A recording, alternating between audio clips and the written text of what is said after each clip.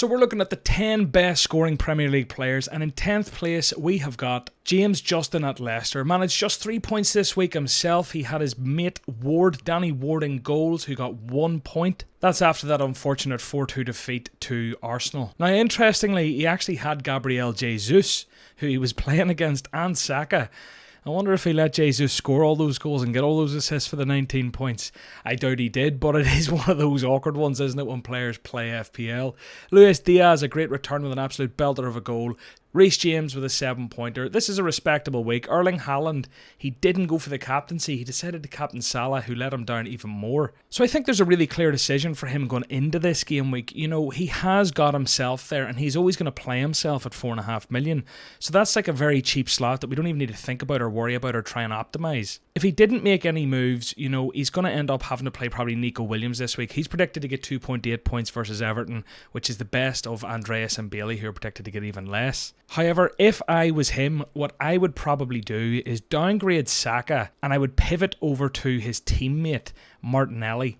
And, you know, from doing that, he's going to save a couple of million. He'll save 1.8. And then with those extra funds, he can either upgrade Nico Williams to the likes of a Cucurella at Chelsea, or he could go and upgrade Bailey to like a Pascal Gross. So I've done all the transfers here. He's not going to do 3 and take a -4, but we can just play around with it here to show you an example. Cucurella has Leeds, Leicester, Southampton, West Ham and Fulham before he has Liverpool in game week 8, which you might be thinking of wildcarding anyway. He's a great way into that Chelsea defence at 5 million, who has a great chance of attacking outputs with some nice fixtures. Martinelli for me is a better pick than Saka, so this kind of switch I really like it personally. And then if he did decide to stick with Nico Williams instead of Cucurella, he could ditch Bailey and bring in Pascal Gross, who could start instead of Nico Williams. You know, Gross has looked really, really good in the first couple of game weeks with lots of attacking potential, and he's lovely fixtures: West Ham, Leeds, Fulham, Leicester, Bournemouth and Palace. So for me, Saka to Martinelli to free up some cash, and then you're getting rid of either Nico Williams or Bailey, and you're getting in Gross or you're getting in Cucurella. Next up, we have Jacob Ramsey, aka Long Fingers pending moderation, whatever he's getting at there.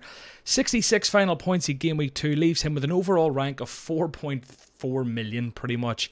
He didn't have a great first game week. When we look back here, you can see that he went for himself and he got a yellow card in 45 minutes, so he didn't do great there. A few other dodgy picks went without Salah and back the Spurs boys instead of Haaland, so that's kind of where his downfall was. But back to this week, and he had a decent game week. Harry Kane against the grain. I'm not even trying to rhyme. You know, he went captain there, and that proved out better than going Erling Haaland captain in game week 2, which is funny because everyone pivoted from Kane to Haaland. De Bruyne with 14 points from him as a saviour. Cancelo was brilliant as well. Burn with a 7-pointer, Martinelli with 8. 66 points is respectable, 9 points above the average. Now, when we have a look at his upcoming game week, he's only got a game week rating of 86%, which is 61 predicted points. And there's a couple of tough fixtures here. Now, don't let it fool you. You know, Liverpool are up against Man United, but Man United got beat 4-0 by Brentford. I fancy Liverpool to do well there after a pretty disappointing start in their opening 2. This is actually a threemium team when we've got Son, Kane and De Bruyne there, and it's a bit controversial because there's no Salah or Haaland. It's completely against the grain, and I respect that. He's obviously got himself there who he's going to play, but it's safe to say that he's not the best value in the game at 5.4 million. Already dropped 0.1 when he's not guaranteed minutes. If I was to give him honest advice, it'd be to drop himself, but he's not going to do that. So I think the best thing he can do is probably move on Dan Burn with Man City and Liverpool in 2 of the next 3. But that would only leave him with 4.5 to play with, and he's probably just going to pick up Nico Williams for that, which doesn't really help. It helps, but it's not a massive upgrade.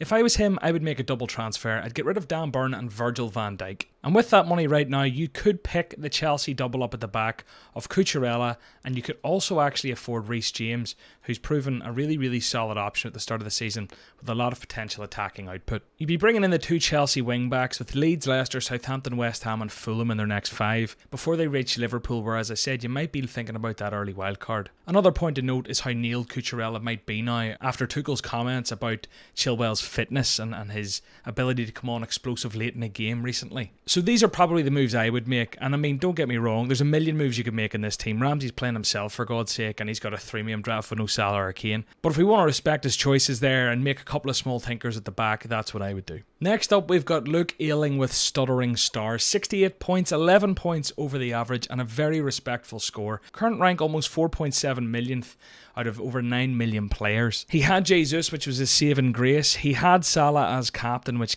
let him down here. De Bruyne pulled him out of a hole, Walker with a nice clean sheet, Luis Diaz again without worldly. He'll be a bit gutted he'd Nico Williams on the bench with the scores of White and Cash there, and Perisic obviously getting the 4-pointer, but he could look good from next week going forward. Aronson and Neto let him down, but all in all, I think he would take that week going into it. Now, when we pop his team into the My Team tool over on Fantasy Football Hub, it doesn't make great rating with an 82% game week rating, less than 60 predicted points the first time today. If you want to see what you're predicted to score next week and transfers you could make to really help, click the link in the description. It'll bring you over to Fantasy Football Hub. You can have a look at the My Team feature for free, and if you do decide to sign up, there's 50% off right now. So all in all, there's just a few weak links here. Neto is up against Tottenham, which isn't a very fun game for him. Aronson has Chelsea, which isn't a fun game.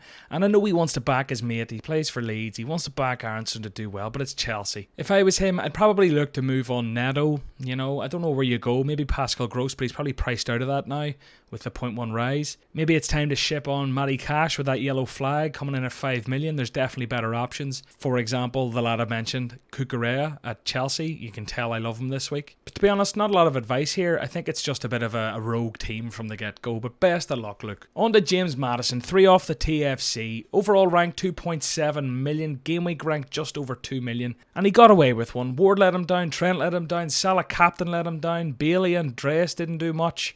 Saka disappointing, but Cancelo, Jesus did the job. He had Kane for 8 points. He had that Luis Diaz goal. Reece James, you know, he's got 68 points there. That's a good week, 11 points over average. But what should he be doing going forward? So an 89% game week rating, predicted points is 63.3, but the team rating of 94 suggests that he actually looks okay looking ahead. I think having to play Andreas is an issue. Saka and Bailey is where I'd be looking to move here. And even Surridge at 5 million is just a waste, but he's not really a priority fire we need to fight. I think I would do a very similar move to the one we did earlier, where I would remove Saka and I would bring in Gabriel Martinelli. That frees up a bit of cash, and he's probably still got 2 free transfers. If he doesn't, that would be my sole move just to get the money in the bank. But with that extra money in the bank, I would actually go and upgrade Bailey. And if we look at who's predicted to score the most points over the next 4 game weeks, Neto's still featuring very highly, albeit I don't like it that Spurs fixture, and I probably wouldn't transfer him in for that. Odegaard does rank pretty highly. Arsenal do look good, and he has an Arsenal slot here. I actually don't hate that move personally. It mightn't be optimal to triple up on Arsenal. It's a good bit of cash going on there, but I really think they could blow away Bournemouth and Fulham, so I actually don't hate the Odegaard transfer. Trossard, I understand. Gross is the one I'd probably go for. Rashford up there, and there's the rest of the names for you to have a look at. So let's say we take in Gross. He would come out with a 91% team rating now with a 64.5 predicted points. That looks substantially better. That's with the captaincy on Salah. Maybe it's time to take matters into your own hands. Ba-boom. On to the next one, and it's the Meatballers, John McGinn's team. 4 million overall rank, 70 points this week, 13 points above average, and he managed that even with a -1 from Lucas Digne. Lucas Digne got the own goal, which isn't great for him. Zinchenko with 1 point, Robertson with 2, and Alisson with 2. His defence contributed a whopping 4 points this week. But he had everyone he needed going forward, and it was that Kevin De Bruyne captaincy that really propelled him forward. 28 points, Harry Kane, Jesus and Eze all contributing. He has himself, he only managed a 2-pointer this week.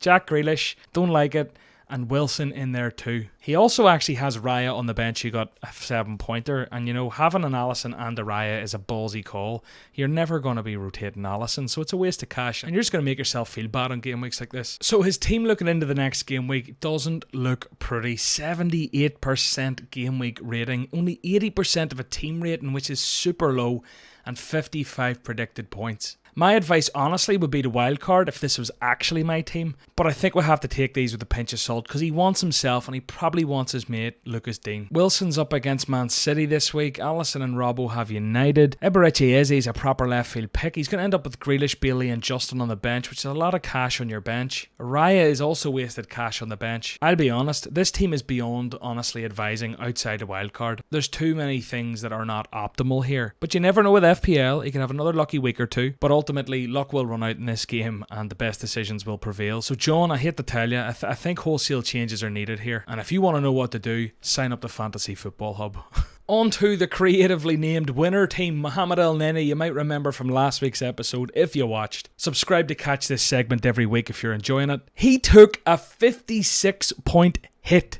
He took a 56-point hit. He should have wildcarded. Maybe he fumbled and didn't hit the button. He completely changed the team. 56-point hit. And I don't even know how he did it. His team still has Jesus, Haaland, Van Dijk, Martinelli, Pope. That's 5 players he had in game week 1 that he still has. So Elneny was flip-flopping all week, making transfers left, right and centre. But ultimately, he came out with 71 points, which is a net gain of 15 points. This is a 15-point week. I think he's pretty much took himself out of the running. 7.7 millionth in the world. The worst rank we've seen today. And I can't say the picks even paid off. He already had Gabriel Jesus, who he captained, who pulled this one to the hole. He already had Martinelli, who got the 8 points. He didn't have Ederson, fair enough, but he had Pope, who got more points than Ederson.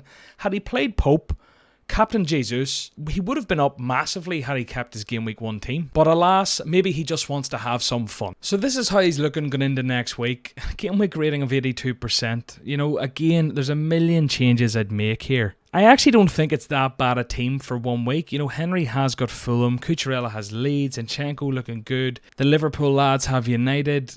He has the triple up of Arsenal up against Bournemouth. Ederson has Newcastle, Haaland there too. Mount with Cucurella has that Leeds fixture. I don't think it's that bad. Coutinho not predicted to score well with the yellow flag, but ultimately he has Emerson Royale or Palhinha to come in there. Again, very, very hard to advise because there's a lot of changes I'd make here. But I think 6.9 million is daylight robbery for Coutinho at the minute. So I think that will be my priority to remove. And again, you're probably looking to replace that with either Rodrigo or Pascal Gross. And you'd save significant money. Or if you can find some more cash, Ilkay Gundogan has looked pretty good recently.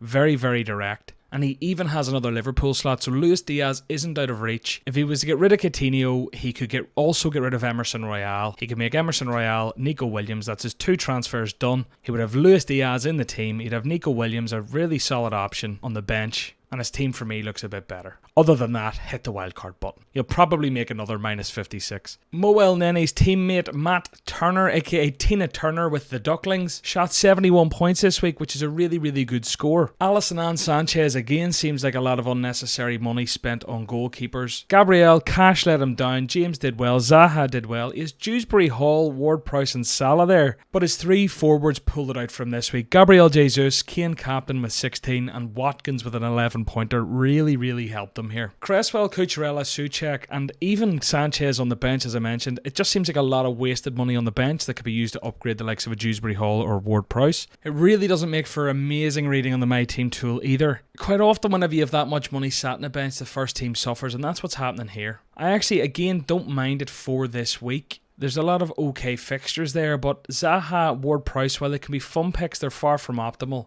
Zaha has Man City after this week, and Ward-Prowse has Man United, then Chelsea. Even Watkins has West Ham, Arsenal, and then City in 3 of the next 4. So there are changes that would need made here. The problem is, again, this is wildcard territory for me because of the amount of money tied up. To free that up is going to take a lot of moves. So to be honest, again, I don't even know where to begin here. There's just so much that I would change, and I can't even begin to prioritise the little changes I'd make. 58.7 predicted points. I think you take that and run with it with this team, to be honest. On to Jack Stevens and JS United, very creatively named.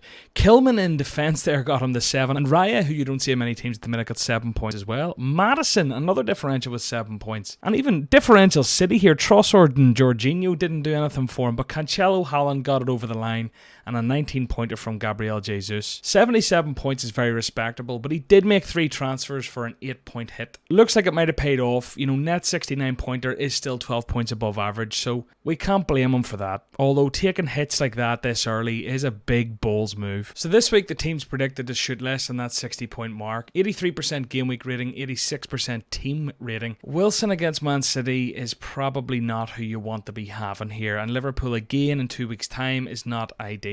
Anderson has Man City in another week's time and Villa this week, and Jorginho at 6 million is just not really great value. Trossard at 6.5 is saucy as well when you consider the likes of Martinelli is out there. I think I would personally probably get rid of Jorginho and Wilson, and I think I would probably bring in Martinelli and Ivan Toney. Martinelli has some great fixtures. I've already talked about him today. Ivan Toney's someone who I haven't really mentioned, but he has Fulham, Everton, Palace, Leeds, Southampton, and then Arsenal and Bournemouth. So he has a really good run of fixtures and has already got 17 points on the board after 2 game weeks. Brentford scoring 4 against Man United and looking really potent. So I think those are the moves I'd make, and they do bring up his game week rating and team rating going forward. But based off that 8-point hit last week, I wouldn't be surprised to see more hits from Jack. On to our second best game week, and it's Rob Holding, aka Bobby H, with Shambles FC. 82 points is a big score. He made 2 transfers for a -4, leaving him with a true point total of 78. And again, he made his points with that captaincy of his teammate Gabriel Jesus for 38 points. His teammate Saliba did let him down with a -1 after that own goal. Ramsdale no clean sheet, unfortunately. And outside the City lads, Cancelo and De Bruyne, no one else really did much. Kane got 8 points, but realistically it was 4 players and a good captaincy choice that made this week happen. And something I just want to point out here as well that I've seen in so many Premier League players' teams is Vestergaard. They all pick Vestergaard. When I built the teams with Micah Richards and Todd Cantwell for Game Week 1, they both had Vestergaard. Everyone must just hate playing against him. They must really, really rate him in real life. He must be an absolutely horrible player to play against. He isn't necessarily a great FPL asset, but Premier League players all want to pick him. This team is a bit mad though, in all honesty, looking ahead. You know, Bowen is a lot of cash, and there's a reason why he's owned by less than 10% of players. So with the captaincy on Kane, it's an 84% game week rating, 59.8 predicted points, 86% team rating, looking ahead up to 5 game weeks from now. And it's just a really unorthodox team to look at. Like, Cody and Saliba aren't names we see too often. Bentancur probably even less. Welbeck and Bowen, as I said, he's like 5.7% owned, and he's very expensive. So realistically here, I think the first thing you'd have to be doing is getting rid of Bowen. That's a lot of money tied up, and I would probably be going to Martinelli, but he's already blocked it with Saliba, Ramsdale and Jesus. So it's probably for me going to be Bowen to a Luis Diaz switch. Luis Diaz does have Man United, which doesn't look great, but for all the reasons we've already mentioned, it isn't a bad fixture. Bournemouth, then Newcastle, Everton, Wolves. I think Diaz is who would be bringing in there. You're also going to have $500,000 in the bank, so there definitely are upgrades that could be made. Potentially, Connor Cody could change to the likes of Cucurella, who we've mentioned. So that's what I'd be doing for Bobby H's Shambles FC. Let's see who scored the best out of all the Premier League players. But if you're here this long, you like the video, so please like it and subscribe for more of it. Big Shane Duffy with Corona's 11 shot 87 points. Game week rank 160k, and his overall rank is 255k, which is really, really respectable, and he didn't even make any transfers, so he's probably rolling with 2. Haaland captain, De Bruyne did the business, Gabriel Jesus with 19 points and Luis Diaz with 9, Foden with 9 as well, Nico Williams, Pope and James all returning.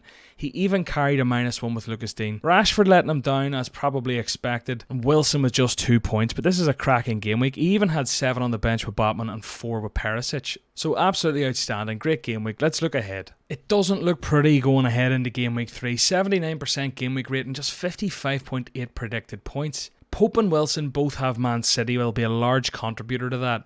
Rashford has Liverpool, and Rashford hasn't looked great, and Liverpool haven't, to be fair, but Man United have looked woeful. You never know how many minutes Foden is guaranteed. Perisic not even guaranteed minutes, although expected to play. There's just a lot of ifs and buts in this team. The first thing I would do this week would be getting rid of Rashford, and the second thing I do this week is getting rid of Wilson, personally. I'd bring in Martinelli, I'd bring in Ivan Toney. The game week rating goes up to 85, the predicted points just over 60. Martinelli with that Bournemouth fixture, Toney with the Fulham fixture. He has 2 transfers in the bank. I think that is what I would do, and I think it sets him up a bit nicer looking ahead. If you want to see how they get on next week, make sure you subscribe, and we'll see you next week.